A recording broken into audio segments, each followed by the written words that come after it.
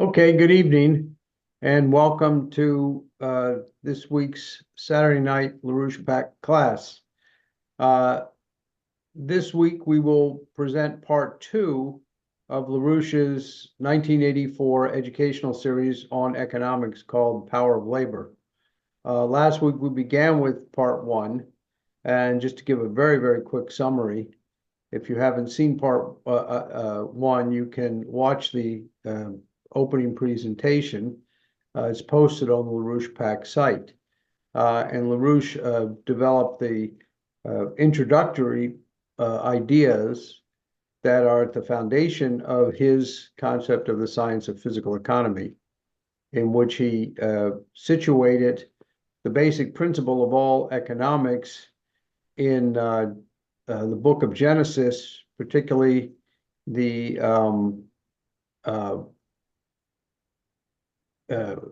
concepts of the development of the economy from the standpoint of labor. I don't remember the exact quote of the verse, so I'm stumbled there a bit. But he rooted it in the basic principles of Genesis, and Be then fruitful and multiply be and fruitful subdue and the earth. multiply and subdue the earth, and by the sweat of thy brow thou shalt eat bread. Those are the two. Had a temporary lapse there, but so he insisted that those were the basic concepts on which the science of physical economy and all actual real economics is based. And then he developed the key concept for measuring physical economy, which was the concept of potential relative population density, which he developed at some length. So I won't be able to repeat the whole derivation of the idea, but the basic concept is that potential relative population density expresses the population density that can be supported on a given area of land relative to the technologies that are available to improve the natural conditions, so to speak, on that land. And the potential is not what is the current population density, but what is the potential relative population density. And that's the key point. And that concept of potential is a very precise scientific concept, which we will be discussing in later sections of the class. Now, just to situate this, as I did in the opening last week, this, as I mentioned, was produced in 1984, 40 years ago, during a presidential campaign year, just like the one we're in now. LaRouche was a candidate. It was his third candidacy for the president of the United States. Ronald Reagan was president. The United States had come through the collapse of the Bretton Woods system in 1971, which immediately made LaRouche an international celebrity in the area of economics, because he was the only person, the only real economist who forecast that. And the consequences then unfolded in terms of a decreasing productive capacity of the United States. This was also not just a result of the consequences of the collapse of Bretton Woods, but a deliberate policy which the Council on Foreign Relations called controlled disintegration, which today we call globalization, where it was a conscious policy to deindustrialize the United States and to rely on cheap labor and imports from abroad. That was when it was beginning.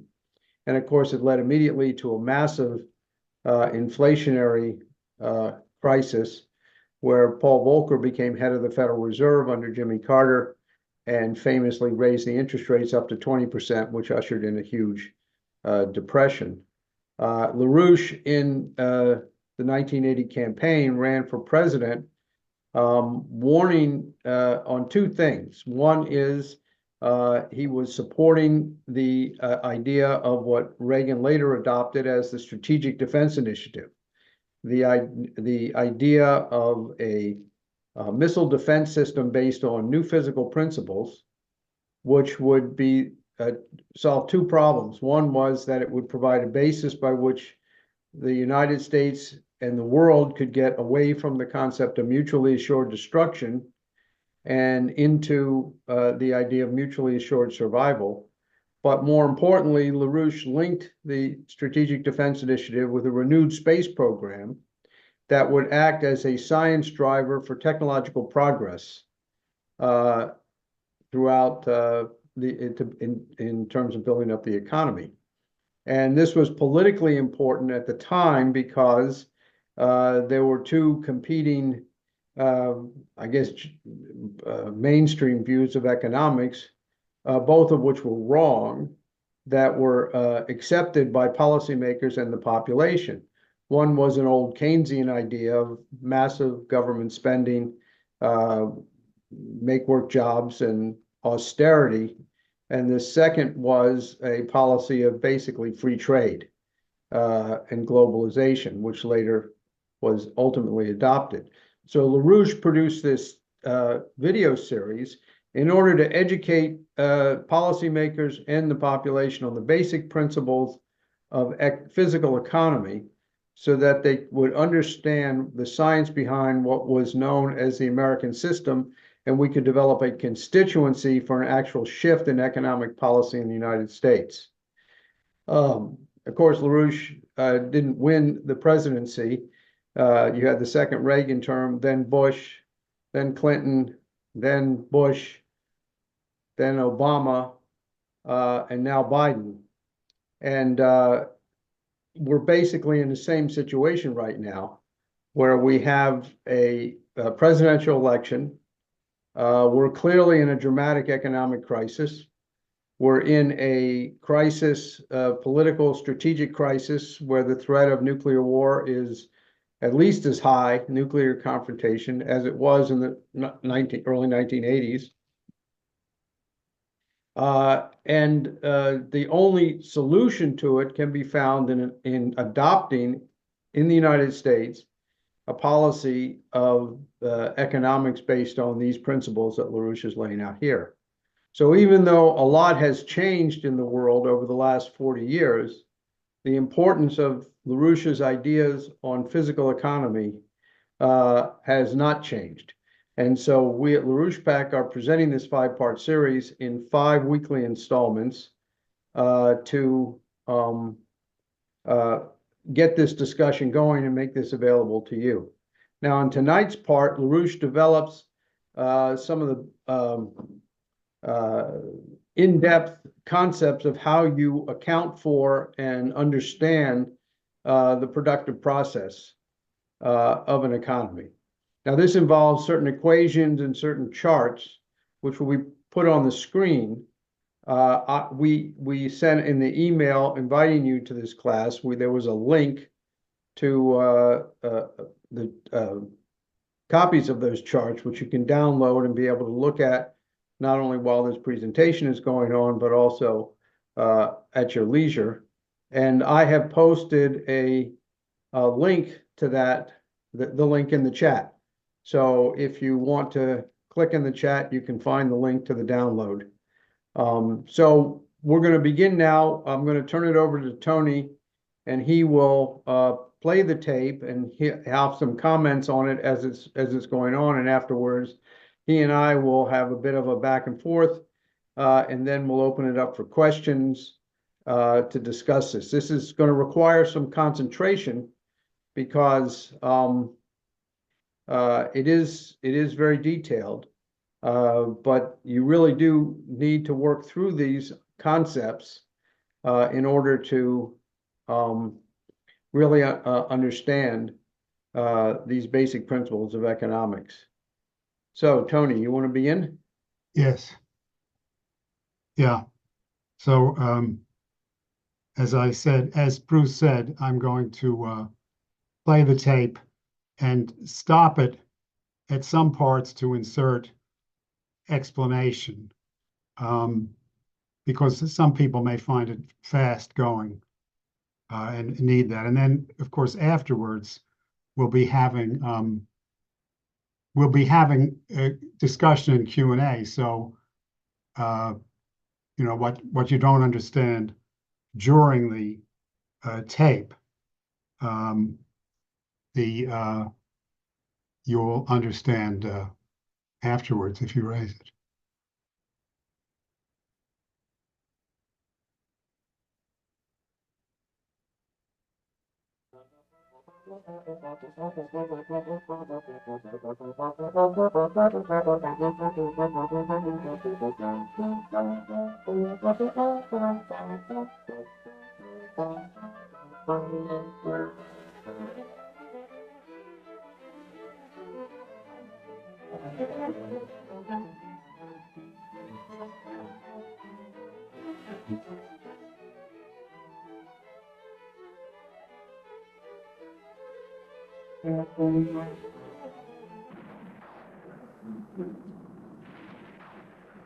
Be fruitful and multiply and replenish the earth and subdue it.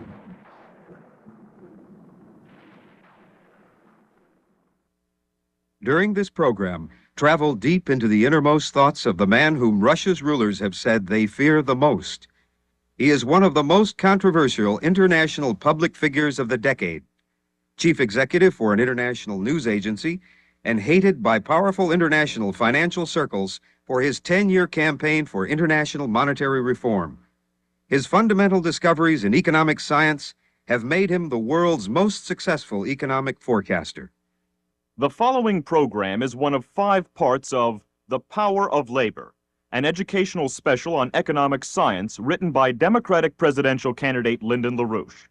The Power of Labor was produced for classroom use and is intended to be accompanied by Mr. LaRouche's textbook, So You Wish to Learn All About Economics.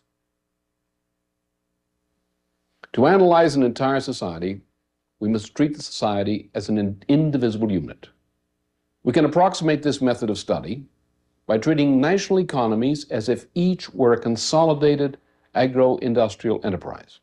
Imagine that all of the agricultural and industrial production of physical goods were under the management of a single firm, and the transportation system were an internal conveyor belt of that single agro-industrial enterprise.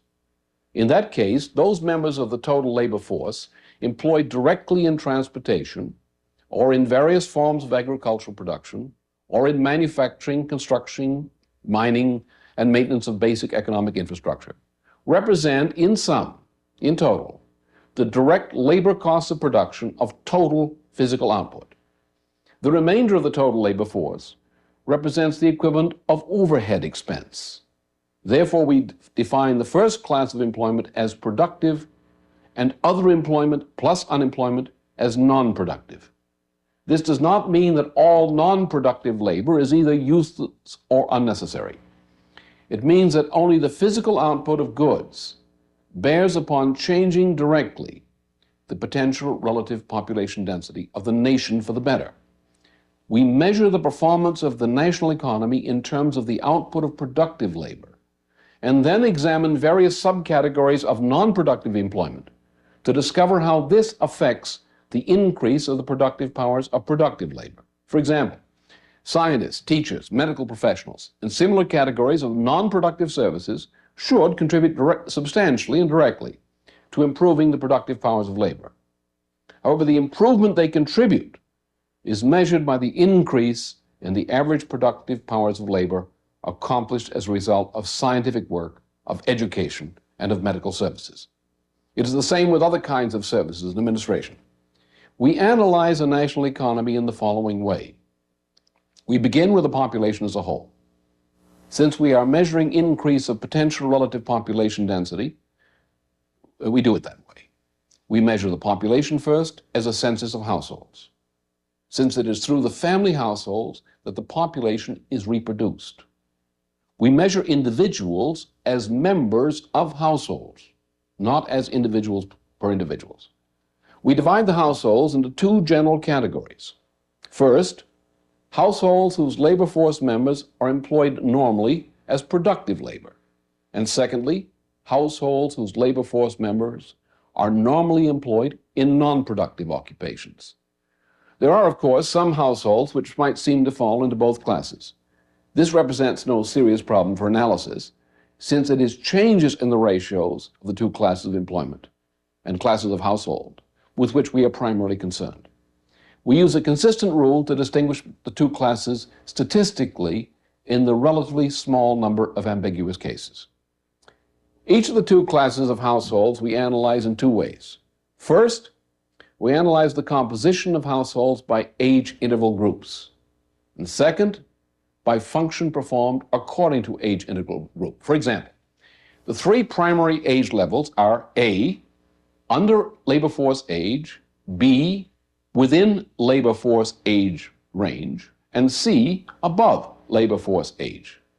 Within the labor force age range, we distinguish the differences in function between being a member of the labor force and performing some other function. In this way, we analyze the relationship between total population and labor force. And we also analyze at the same time the reproduction characteristics of the population. For example, such measurements show us whether the number of present and future entrants into the labor force will be greater or less than the rate at which people leave the labor force for reasons such as death, illness, and retirement. The productively employed portion of the labor force must produce the total physical output required to sustain the population as a whole. Therefore, once we have analyzed the two categories of households, we concentrate attention upon the four principal categories of output of the productively employed segment of the labor force. Figure 1 on your screen shows the general nature of the production distribution cycle.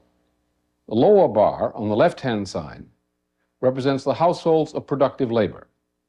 Above it is the bar signifying the households of non-productive members of the labor force.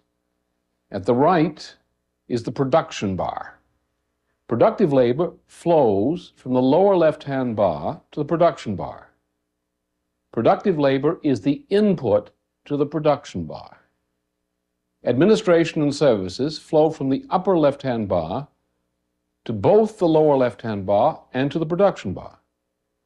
Output of physical goods and transportation flow from the output side of the production bar to the input sides of both population bars. So let me just repeat that in effect, because it goes by a little fast.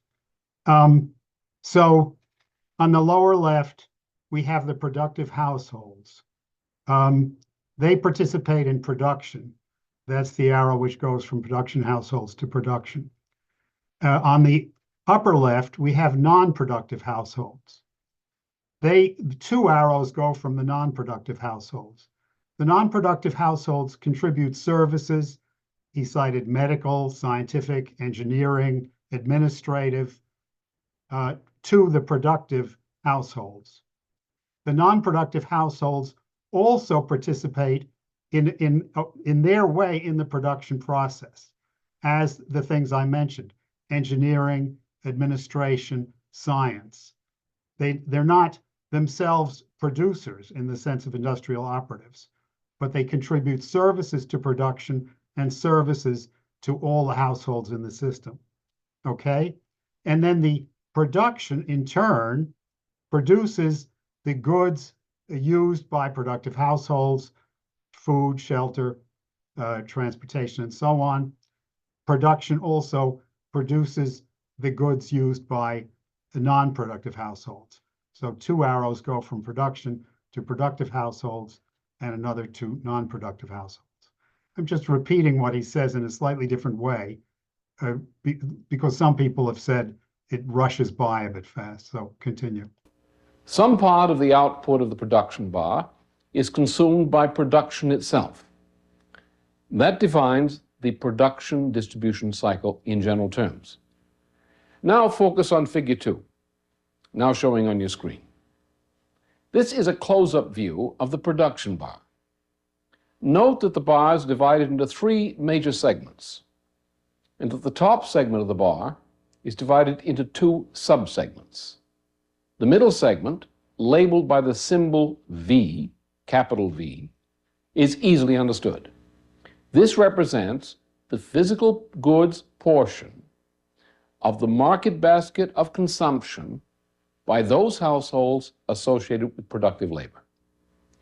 This represents the level of consumption per person required to provide present and future productive labor of the quality required by the technology of production. The lowest of the three segments of the production bar, labeled with a symbol capital C, represents goods which must be consumed by production itself simply to maintain production capacity and to maintain also the inventory of goods in production at the same level of volume and productivity. In the upper segment of the bar, labeled by the symbol capital S, is the gross operating profit of our consolidated agro-industrial enterprise. The lower subsegment of the segment labeled S is labeled by the symbol capital D. This represents the portion of total physical goods and transportation output which is required by both, first, the market basket requirements of households of non-productive labor, the capital goods and analogous requirements of the activities in which non-productive labor force members of these households are employed or unemployed. The remainder, labeled by the symbol S prime, represents the net operating profit of our consolidated agro-industrial enterprise. Now, you can see on your screen chart 1. This lists some of the basic ratios of national income accounting. First, basic income accounting ratios. S equal T, where T stands for total physical goods output, less C plus V, gross operating profit. C over V, or C divided by V, is a measure of the capital intensity of production. S divided by C plus V is a measure of productivity. S prime divided by C plus V is a measure of the rate of profit. D divided by C plus V is a measure of the expense ratio. So again, I guess I'm going to reiterate briefly because I didn't expand on the previous bar chart.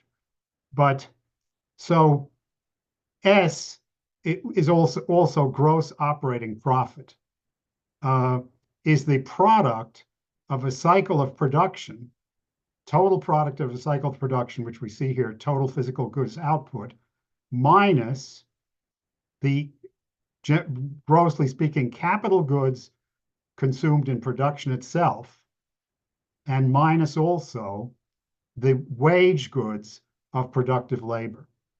So this S or total S or gross profit is the total production of one cycle of production minus capital goods minus wage goods for productive labor. The C over V, capital goods over wage goods for productive labor, is called capital intensity. S over C plus V, which is this S over C plus V, productivity. S prime, now S prime, as he explained previously, the total S includes two components, as he said earlier. One component is overhead, which is given the letter D. And S minus D is S prime, because that is the operating profit available for reinvestment, or in other words, net operating profit. And S prime over C plus V is the rate of profit. D, overhead expense, over C plus V is the expense ratio. So just to briefly reiterate the point he just said. I should warn the viewer against pulling a copy of Karl Marx's Kapital from a library shelf. These accounting definitions here were developed by American system economists including, of course, U.S. Treasury Secretary Alexander Hamilton, the two Carys, and Friedrich List. Marx did plagiarize as well as denounce these economists, but his definitions of these accounting categories are radically different than those we are using here. It should be fairly obvious from what we have reviewed so far that if the economic process is to describe an increase of potential relative population density, that the physical content of the market basket per person must increase, but that the average amount of labor expended to produce that market basket must decrease. This is expressed by the constraints we have listed in chart number 2, now on your screen. The conditions, as you see on the chart, are these. First, the per capita market basket output must increase. Also, the per capita market basket consumption. Secondly, the ratio of C over V, or C divided by V, must increase. Thirdly, S, that's the gross operating profit, divided by the sum of the production and labor costs of production, must increase. That is, the gross operating profit ratio must increase. And similarly, fourthly, the net operating profit ratio must increase. S prime over C plus V must increase. So he's saying that V must increase per capita. Capital intensity, C over V, must increase. The gross profit ratio, S over C plus V, must increase. And the net profit ratio, S prime over C plus V, must all increase for an increase of potential relative population density. Before turning directly to the matter of technology as such, we must pass through an intermediate next step. It is the case that as the potential relative population density rises, the number of kilowatt hours of usable energy consumed by society increases both per capita and per square kilometer. There's no need to go into the details of the matter in this broadcast. It is sufficient to note that we can construct statistical functions which show a relationship between rising potential relative population density and increase of kilowatt hours of consumption per capita. It is clearly necessary to construct a thermodynamic image of economic processes.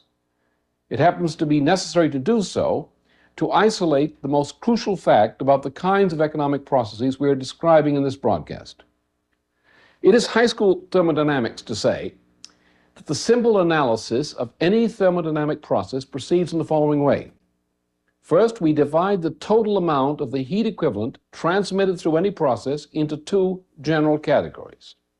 In the first category, we include the portion of the energy throughput which the process itself must consume to prevent itself from running down.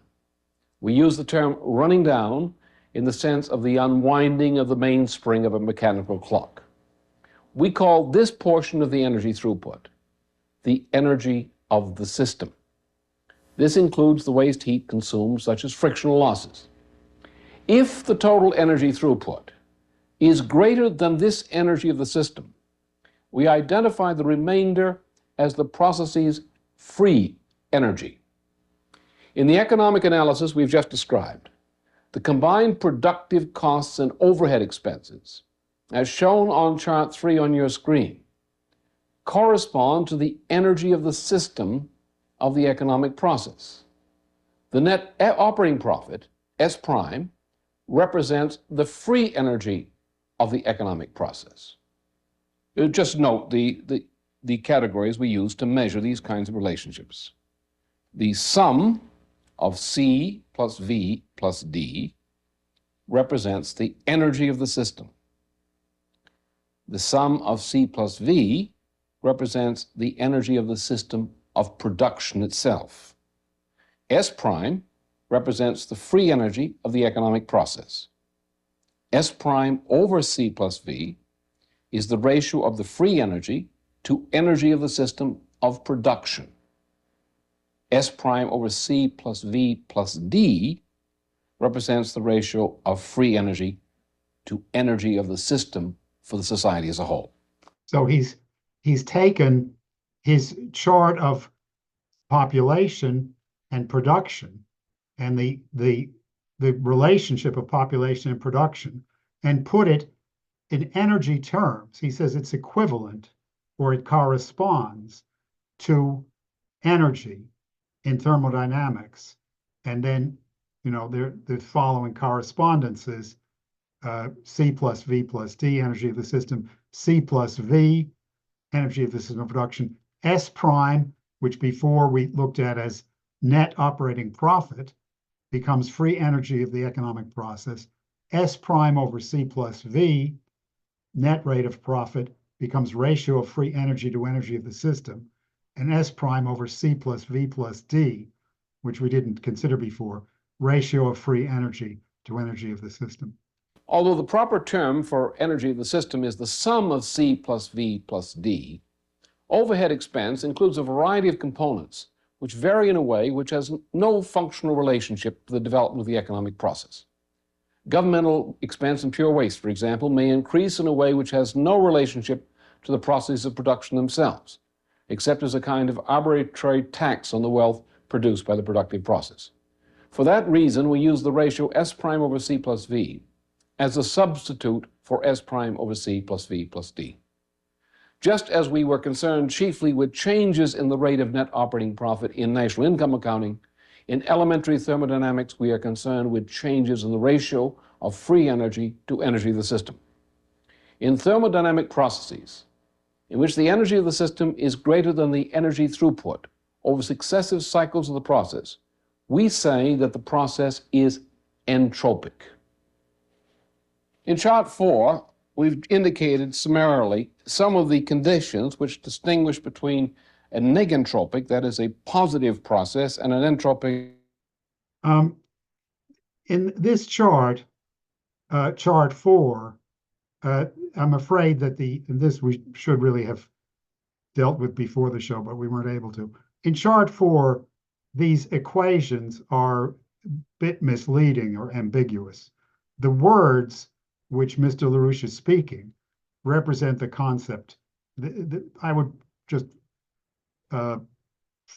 frankly ignore the equations and listen to what he's saying. A process which is running down. In the case that the dynamic processes in which the energy of the system is greater than the energy throughput over successive cycles of the process, we say that the process is entropic. In chart 4, we've indicated summarily some of the conditions which distinguish between a negentropic, that is a positive process, and an entropic, a process which is running down. In the case that the S prime over C plus V is always negative in value, the system is entropic. In the case in which S prime over C plus V is becoming and will remain negative, the system is entropic. When the S prime over C plus V is always positive in the present and future, the system is negentropic. When S prime over C plus V is becoming and remaining positive, even though it may be negative at the present, we say also it is negentropic.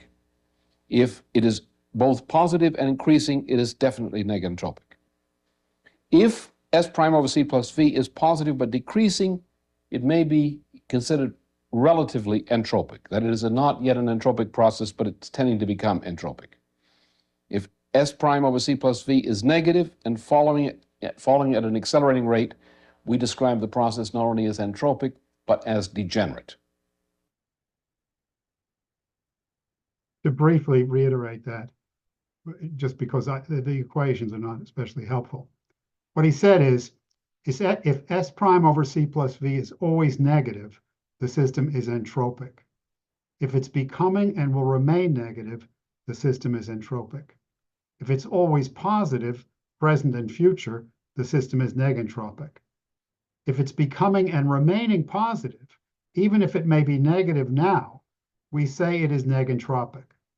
If it is both positive and increasing, we say it is definitely negentropic. If it's positive but decreasing, it may be considered relatively entropic, not yet entropic, but tending to become entropic. If S prime over C plus V is negative and falling at an accelerating rate, the system is entropic and degenerative. Entropic has the general meaning of running down, as we used that term earlier. In a few minutes, we shall introduce a proper meaning of negentropic. But for the present moment, the way we're using the term here is obvious. It should require little explanation to say now that the consolidated agricultural-industrial enterprise being analyzed is assumed to be a closed thermodynamic model, in the sense that all of the sources of energy are from within the economic process being studied, and that all the energy transmitted is being consumed by the process or is being given off as waste. This means that we must concentrate our attention on the effects of reinvestment of the free energy or net operating profit back into the process which is generating it. At first glance, it seems to be inevitable that reinvesting the free energy must have the effect of increasing the per capita energy of the system. This is certainly the case if the population or if the local productive labor force is not increased in number. Now, let us consider a hypothetical case for the moment to get this idea clearer in our minds. Let us imagine the hypothetical case that an economy which has been chugging along at some rate of technological progress suddenly decides to halt all technological improvement in the capital goods it produces. However, this economy continues to invest its free energy or net operating profits in the productive process. Okay, now chart 5 shows the effects of this type of investment in terms of relationships in the economy measured per capita. That is, we are assuming that the society has halted technological progress in capital goods design at that point, and that all of the available net operating profit is being reinvested. In this case, the rate of profit will decrease, as is shown, S prime over C plus V being greater, that is today, being greater than the equivalent value tomorrow. And that is shown by the ratio which shows the numerator as being S prime minus D S prime, where D in this case signifies differential, where the denominator is V plus C plus D S prime. Therefore, the rate of profit is declining. Let me insert another explanation of the same thing. The point being made is, as you see, that a society which halts technological progress incurs a falling rate of profit, or a falling rate of surplus value and a falling rate of profit. And the key words here, which he didn't stress at the top of chart 5, is per capita. So if we have a society with a given population, which does not change over time, the S prime, or net operating profit, can at first be reinvested so as to bring all producer goods up to the highest level available, up to the highest level of technology. Old and relatively obsolete capital goods will be replaced by the latest and most efficient.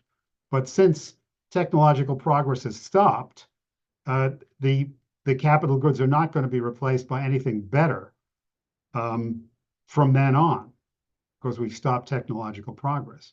So what we do in each cycle of production is increase C plus V by the amount of S prime, which is shown in the equation if you look for it. In that case, in each cycle, we increase C plus V. But at a fixed technology, increasing of the amount of capital goods per worker, we have a fixed population, is eventually not going to increase productivity or profit after a certain point. There's only so much capital goods that worker at that technology can manage, and no more. Similarly, as you're increasing V, you're increasing the standard of living, standard of culture, education, everything you should be in the working population. But if they're at a given fixed level of technology, their increase of standard of living, wage, goods, life expectancy, and so forth, is not going to increase productivity, is not going to increase the ratio of net profit, after a certain point. So that's my explanation for what he's saying otherwise here, which is that, and in my opinion is a proof that at a fixed level of technological progress, the ratio, the net profit ratio will decline. And therefore, any society at a fixed level of technology with a fixed population, I mean, we could go into the other case also, is relatively entropic. But we have also to consider the fact that the costs of production are being increased as a result of depletion. We noted earlier that whenever a process, a society, is functioning in a fixed technological mode, the effect of depletion is to raise costs. Therefore, we must add these rises in costs to the numerator of the and denominator of the expression. And therefore, the process, an economic process, which is investing in this mode, would be entropic. In other words, the economy would be in the process of running down. To assist you in following the simple set of comparisons in Chart 5, consider the following elementary facts. First, at first, the cutting off of technological improvements in capital goods will not halt technological progress. As newly purchased capital goods replace obsolete stocks of capital goods, the productivity of labor will be increased. However, as more and more of the old capital goods stocks are replaced, there will be less and less increase in the productivity of labor caused by new purchases of capital stocks. Second, at that point, the point at which the obsolete stocks are replaced, or being nearly replaced, the per capita rate of S will decline by a combined factor of minus ds prime minus function of u. Now, the term ds prime signifies some differential, some portion of s prime is being added as a cost factor, the increased energy of the system cost to the system. The function of u in this case signifies the economic effects of depletion of natural resources. So that the profit is being reduced by this factor at the same time that the denomination of the ratio will be increased by an amount correlating with plus ds prime. Third, therefore, the process will become absolutely entropic. This is another way of stating what we stated earlier. Without technological progress, a society must collapse. We stated at that earlier point of the broadcast that technological progress solves this problem. Let us restate the function of technological progress in the terms of reference of national income counting, the model we have described so far. This brings us to Chart 6. Chart 6 simply gives you an example, a worked out example of what we were described just before. If the improved technology of new issues of capital goods results in an increase of the productivity of labor by, for example, 10%, then the amount of C required to meeting C's energy of the system requirement is about 90% of the labor cost as measured at a preceding lower rate of productivity.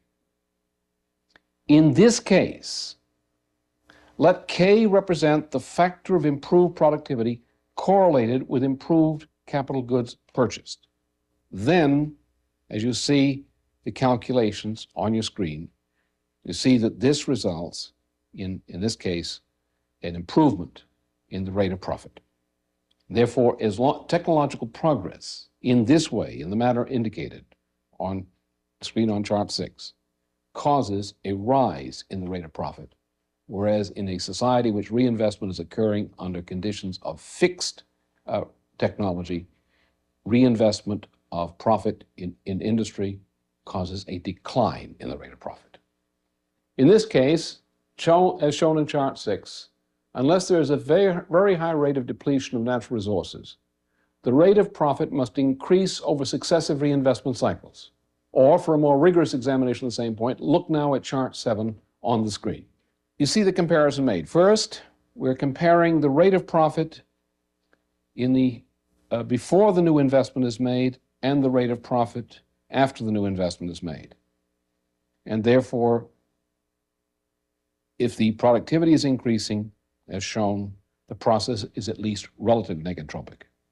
If the rate of increase in the rate of profit is greater than the increased energy of the system costs plus the depletion costs, then the process is absolutely negentropic.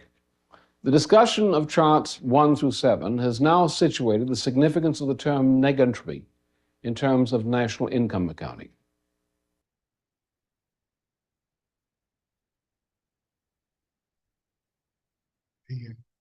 So that brings us to the end of part 2. Am I correct, Tony? Yes, you are. That is.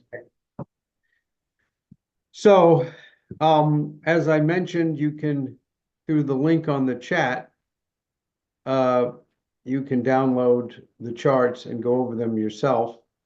And also this portion of the presentation is going to be posted on the website, so you can watch it again, along with Tony's helpful interspersed comments.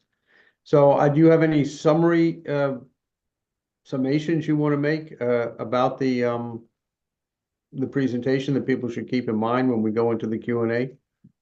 Well, this is a restatement of the fundamentals of the American system, although it goes further than any of the American system economists have gone. And it completely blows up the globalization, the globalization arguments, the Green New Deal. It shows that the Green New Deal is a catastrophe for the economy, which it is. If you understand what he's saying, which I hope perhaps I helped, I know it went by fast. It's a view of the economy propelled ultimately by the breakthroughs of the human mind, propelled ultimately by breakthroughs of science, where as a part of general culture, which accompany step by step increases in the gross and net profit ratios he discussed, and increases, as he'll discuss further, but it's also evident here, in energy flux density, where the green program collapses energy flux density. And I'm convinced this multi-trillion-dollar so-called Inflation Reduction Act, which is going to cost us multi-trillions of dollars if these laws are allowed to stand for the next years, that this is a huge factor behind the Biden inflation, because the Biden program is throwing trillions of dollars into forms of economy of lower technology, lower energy flow, reduced profit ratio. Similarly, the globalization program of supposedly making everything cheaper through cheap labor, and for that matter, the mass immigration open borders program, fly in the face of real economics. Because real economics, as shown by LaRouche, is based on the scientific, technological, engineering development of production with the educational, cultural development of the working population, the entire population, and the working population within it as a combined unit. Not cheap labor. Cheap labor does not reduce costs. It makes things more expensive.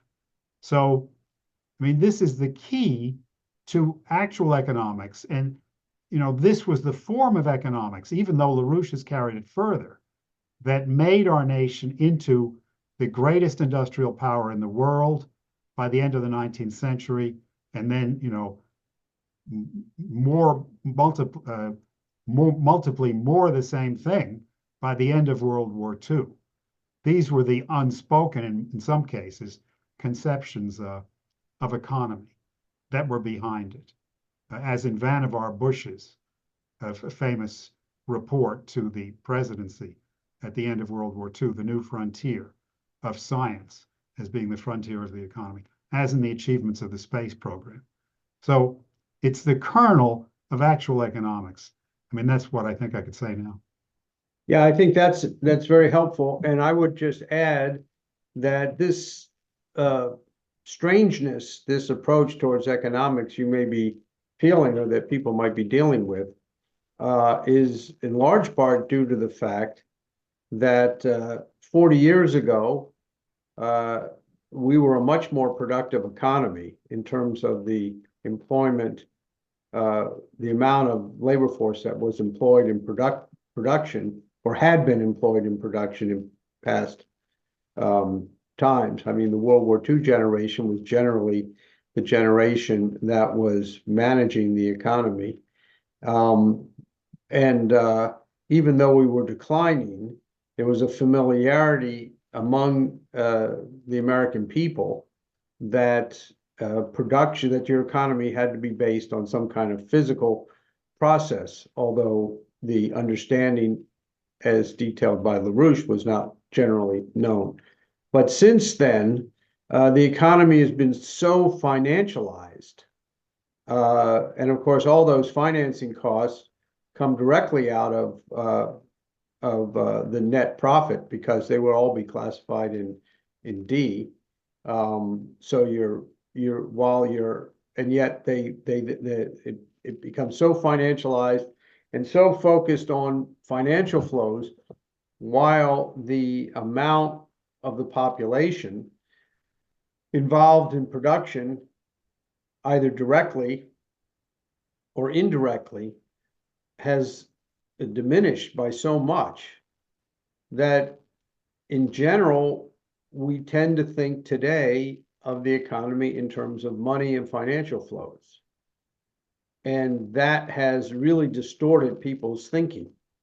And it's not just among, the globalists and the bankers, but also among people who are otherwise very well-meaning and supporters of a return to a manufacturing superpower, as Trump has stated he wants to do.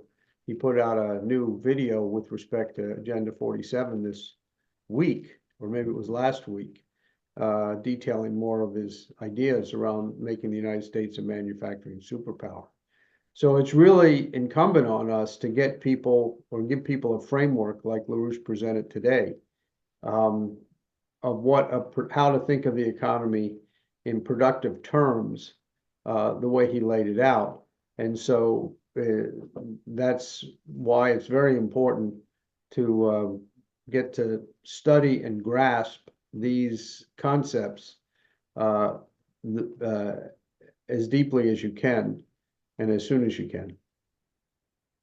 Terrific. I mean, I would just say one other thing that, so much of the discussion of economics you read in like the Wall Street Journal is entirely devoted to D, overhead expense. That's all that's being discussed is, all the money to be made in forms of administration and, financial services, all in D, overhead expense, and largely unnecessary overhead expense. I mean, there was a scam in federal statistics for years at the beginning of this century, which showed a vast increase in productivity year over year. The reason for the alleged increase in productivity was that the Fed economists were double counting a production of computers with the speed of the computers. So a computer, speed was vastly increasing during that period indeed, and they were counting a computer which was twice as fast as the old one as being two computers. So this pervaded the statistics and showed a huge increase in productivity. Now, but the computerization in general was directed toward personal services like cell phones, or D, administration, financial, and so on. So the entire increase, the mirage of increase of productivity, which many have, now regret and as a big mistake.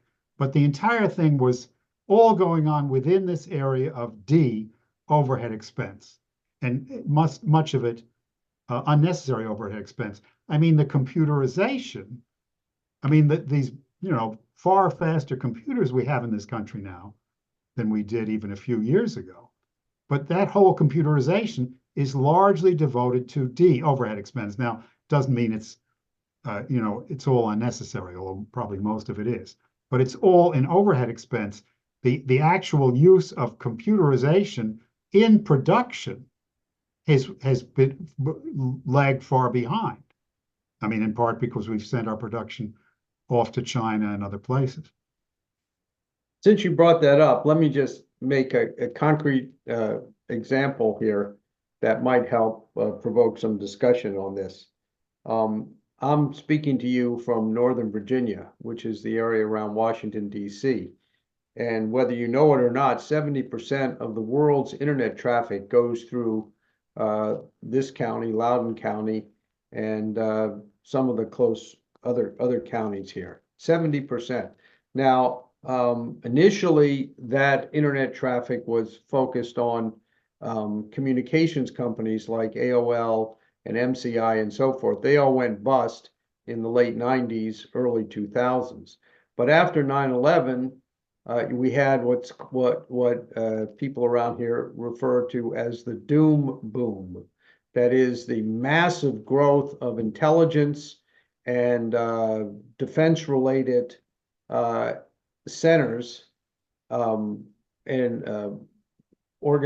companies and so forth related to spying, defense, and other things. And as a result, along with those operations, because the big international transmission lines, both in and out of the United States, came through Loudoun County, you've had a massive growth in data centers, especially with the growth of so-called artificial intelligence, which may be artificial, but it's certainly not intelligent. But here's where the clash with the physical economy comes. As some of you probably know, these data centers and these massive computerizations require huge amounts of electricity. Just have some figures here. One data center can require 50 times the electricity of a typical office building, according to the U.S. Department of Energy. Multiple building data center complexes, which have become the norm, require as much as 14 to 20 times that amount. Demand has strained utility companies to the point where Dominion Energy in Virginia briefly warned in 2022 that it may not be able to keep up with the pace of the industry's growth. They predict that by 2035, the industry in Virginia will require 11,000 megawatts, nearly quadruple what it needed in 2022, or enough to power 8.8 million homes. My God. So, and now, of course, that energy, electricity production capabilities was not produced. In the 1960s and 70s, the predecessor to Dominion Energy, the utility company which provided electricity for Virginia, was either had or was building nuclear power plants. There were 4 nuclear power plants built or scheduled to be built in central Virginia, and another 4 down by Yorktown on the Chesapeake Bay. And with the perspective that each of these installations would have 8 nuclear power plants each, or 16 nuclear power plants. Those were not built. They're just, I think there's just 4 operating now, which of course saves a little bit, creates a little bit of capacity. But Dominion Power is building, for example, a wind power 2,600 megawatt wind farm off Virginia Beach, the largest such project in U.S. waters. and it gained state approval to build 4 solar projects, which of course is all to fuel these data centers. So now if you think about it in terms of what LaRouche was laying out, you've got actual physical requirements, the production of electricity, going into what this non-productive activity, some of which is necessary, some of which is obviously not necessary.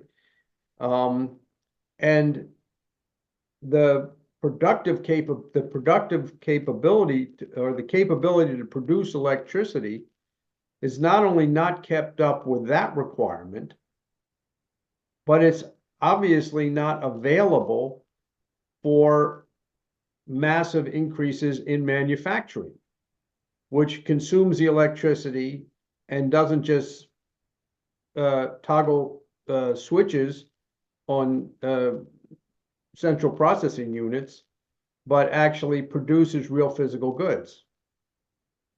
So I think that's a kind of an interesting thing to think about in terms of the clash between the physical economy and what some people think of as the digital economy. And it just to further indicate the decoupling in people's thinking between real economics and what we've come to accept as the economy, which is somehow a cyber economy or digital economy. That's not to say that, you know, digital parts of the economy are not essential and have not improved functioning, but they're not even they require a physical economy which must grow much greater than what we've been growing at. And the effect of the last 40 years of deindustrialization have brought us to the point where we can't even sustain the so-called cyber economy that everybody's hoping will make them lots of money.